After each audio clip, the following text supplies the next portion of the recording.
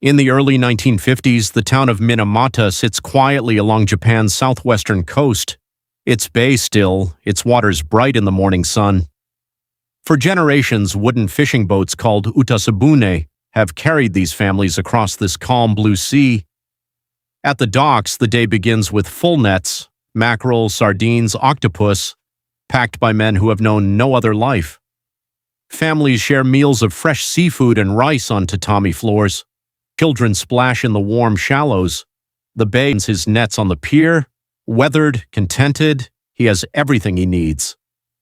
On the edge of town, smokestacks rise. Even the cats sleep peacefully on wooden porches, warm in the sun. The chiso plant sprawls along the waterfront. Pipes, towers, tanks. A city of industry unto itself. Workers march proudly through its gates. Chiso is the economic engine of this town. Without it, many believe there is nothing. Then something changes. A cat on a dirt path stiffens, eyes wide, unseeing. Something is very wrong. Its legs tremble and spasm. It stumbles. It cannot walk straight. It cannot stop. A villager watches in horror as the cat begins spinning, round and round, beyond all control. Foaming, shrieking, it tears down the street, and then the bay. The cat flings itself off the pier and into the dark water below. Two fishermen stare down at the rippling surface, bewilderment, dread. More cats appear dead along the gray rocks of the shoreline, washed in by the tide. A local newspaper runs a grainy photograph and a headline, "The Mysterious Cat Dancing Disease." On street corners, people whisper and point toward the sea. Then the birds, seabirds losing control mid-flight, tumbling from the sky onto the beach. It is no longer only the cats. A fisherman hauls up his net. Inside, dead fish, rotting, belly up. A large fish thrashes weakly in the shallows, gasps, then sinks. Beneath the surface, the seabed is covered in dead seaweed and decaying shellfish. A child points at the water, a strange oily rainbow sheen shimmering on the surface of the bay. Here is the source. A discharge pipe from the chiso factory, pouring thick gray wastewater directly into the bay, every hour, every day, for years.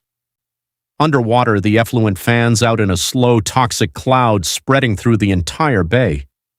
On the muddy seabed, crabs twitch violently, then go still, upturned, dead.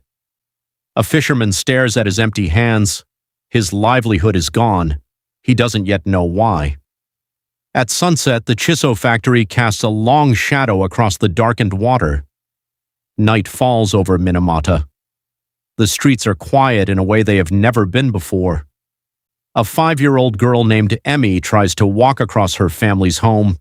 She stumbles. She falls hard. Her mother rushes over. Emmy's hands are shaking, not from the fall. They won't stop. In a hospital bed, Emmy's body convulses with severe tremors. Doctors stand helplessly over her. Her eyes are wide with terror. She cannot speak. An elderly fisherman stares at his hands on his porch. He cannot feel them.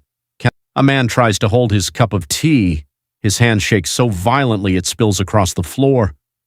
A woman weaves down a hospital hallway as if drunk, but she has had nothing to drink. The local doctor is buried in medical charts, growing taller every day. He has no answers. The hospital ward fills with patients of every age, all showing the same terrible jerking movements. Dr. Hajime Hosokawa, director of the Chiso Hospital, begins examining patients, testing reflexes, asking questions, taking notes. A patient's foot does not respond. The neurological damage is severe. Hosokawa gathers local doctors around a table. They spread maps of the affected area, searching for a pattern. Every red pin clusters along the shoreline, near the bay, near the sea. Researchers wade into the muddy banks, collecting water, soil, and tissue samples. The investigation has begun. In a laboratory, a scientist examines brain tissue from those who have died. What he sees alarms him deeply. Chemical tests come back negative for arsenic, for lead. Whatever this is, it is something else entirely. Hosokawa stares out his office window at the Chiso factory. A realization is forming. Scientists from Kumamoto University arrive with crates of specialized equipment.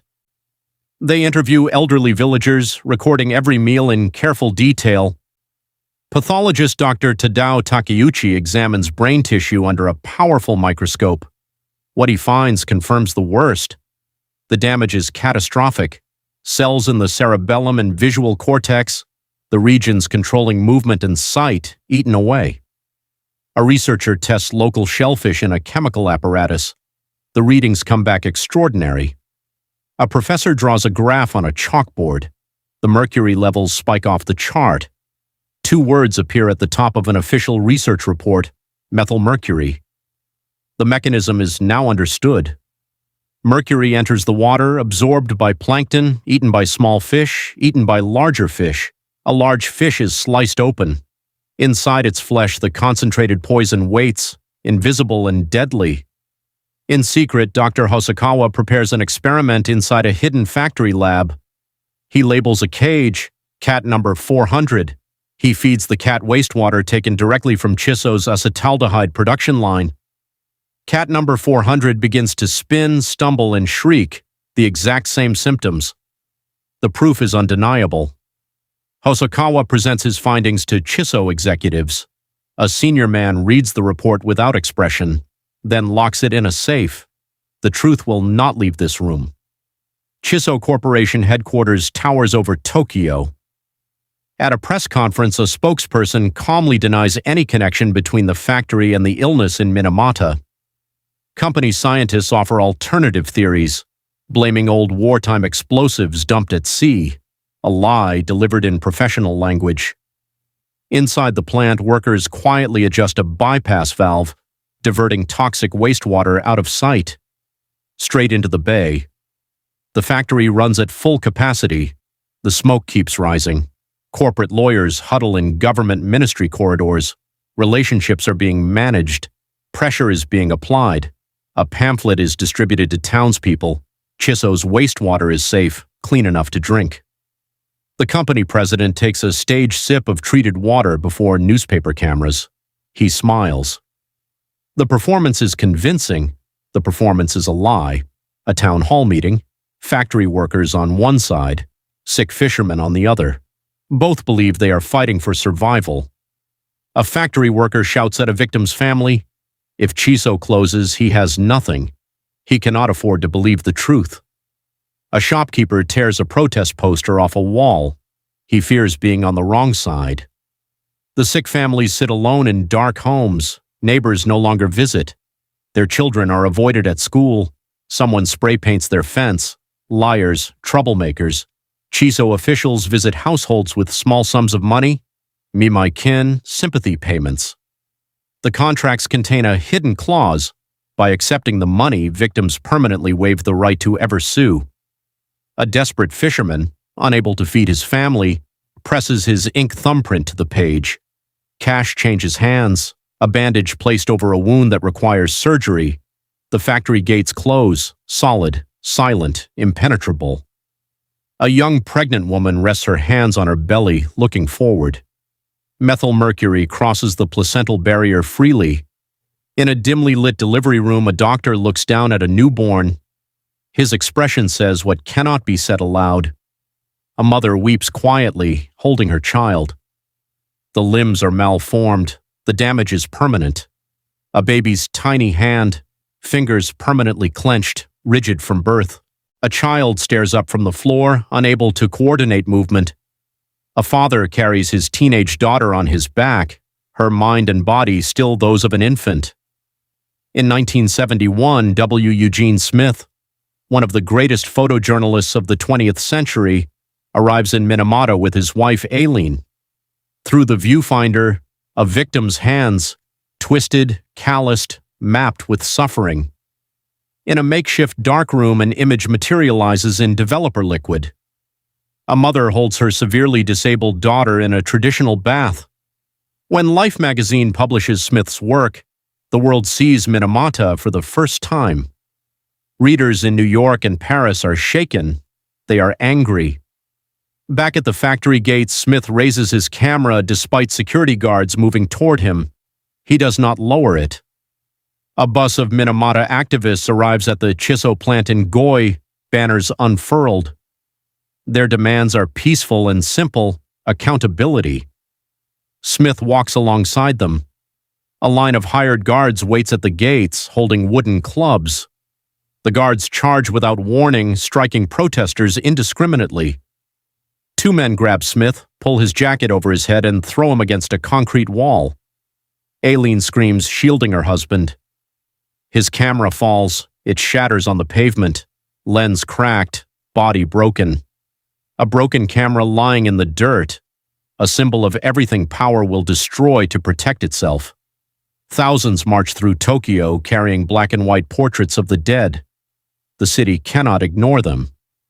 At a Chiso shareholder meeting, activists force their way inside. Before every television camera in Japan, the company president bows his head in shame on the floor. In 1968, 12 years after the first human victims, the Japanese government officially declares Chiso responsible for industrial pollution. In the Kumamoto District Court, the judge's gavel falls. It is over. Outside, survivors weep and embrace. A banner unfurls, victory. Under legal compulsion, Chiso signs compensation agreements. The amounts are large, they are not enough. An older victim receives his certificate and stares at it. Money cannot restore what was taken from him. On a hillside cemetery overlooking the bay, a family pours water over a stone grave marker. Some buried here never had names in any official record.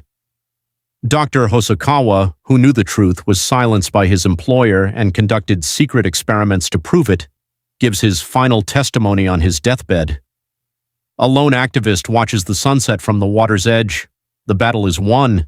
The damage cannot be undone. Engineering vessels move into Minamata Bay, giant vacuum pipes pulling up tons of mercury-contaminated sludge from the seabed. Concrete barriers are built. Contaminated land is reclaimed. The process takes decades and billions of yen. Workers plant grass and cherry blossom trees on top of the reclaimed ground. Life slowly returns.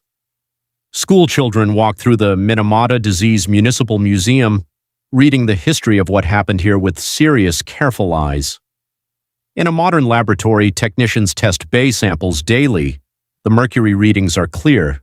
The bay is healing. In 2013, in Geneva, nations sign an international treaty limiting the global use of mercury. It is named the Minamata Convention on Mercury. Beneath the surface of the bay, coral breathes again. Fish move through clear water. A local fisherman pulls up a full net of healthy, certified seafood. He smiles, the same smile worn on these docks 70 years ago, before the pipes began to flow. Never forget, protect our planet, hold power accountable. Lastly, do like, share. Subscribe to our YouTube channel if you enjoyed our content and efforts. Thanks for watching.